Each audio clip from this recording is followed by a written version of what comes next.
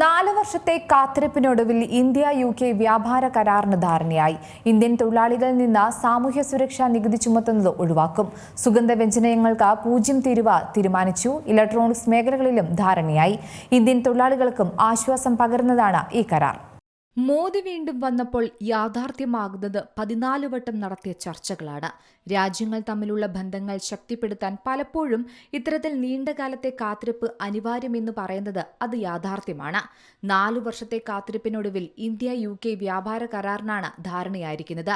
സുഗന്ധവ്യഞ്ജനങ്ങൾ, തേയില, കാപ്പി, ടെക്സ്റ്റൈൽസ്, സോഫ്റ്റ്വെയർ, കായിക ഉൽപ്പന്നങ്ങൾ, പാദരക്ഷകൾ എന്നിവയ്ക്ക് തീരുവ ഒഴിവാക്കും.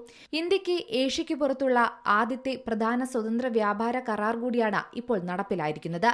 UK-യിലേക്കുള്ള ഇന്ത്യൻ കയറ്റുമതിയുടെ 99%, അതായത് രത്നങ്ങൾ, തുണിത്തരങ്ങൾ, എഞ്ചിനീയറിംഗ് ഉൽപ്പന്നങ്ങൾ, തുകൽ, സംസ്കരിച്ച ഭക്ഷണങ്ങൾ എന്നിവയ്ക്ക് 0 താരിഫാണ്. പകരമായി ഇന്ത്യയിലേക്കുള്ള കയറ്റുമതിയുടെ 90%-ത്തിലും UK ഘട്ടം ഘട്ടമായി താരിഫ് കുറയ്ക്കും. UK ഇലക്ട്രോണിക്സ് മേഖലകളിലും 0 തീരുവയ്ക്ക് സമ്മതിച്ചിട്ടുണ്ട്. ഇന്ത്യൻ തൊഴിലാളികളിൽ നിന്ന് സാമൂഹ്യ സുരക്ഷാ നികുതി ചുമത്തുന്നതും ഒഴിവാക്കും. 2 ദിവസത്തെ സന്ദർശനത്തിനായിരുന്നു പ്രധാനമന്ത്രി നരേന്ദ്രമോദി UK-യിലെത്തിയത്. UK പ്രധാനമന്ത്രിയുടെ ക്ഷണപ്രകാരമാണ് മോദി UK സന്ദർശിക്കുന്നത്. International desk, Zee Malayalam news. ഏറ്റവും പുതിയ വാർത്തകളും വിശേഷങ്ങളും വിരൽത്തുമ്പിലറിയാൻ സീ മലയാളം ന്യൂസ് എല്ലാ ഡിജിറ്റൽ പ്ലാറ്റ്ഫോമുകളിലും ലഭ്യം.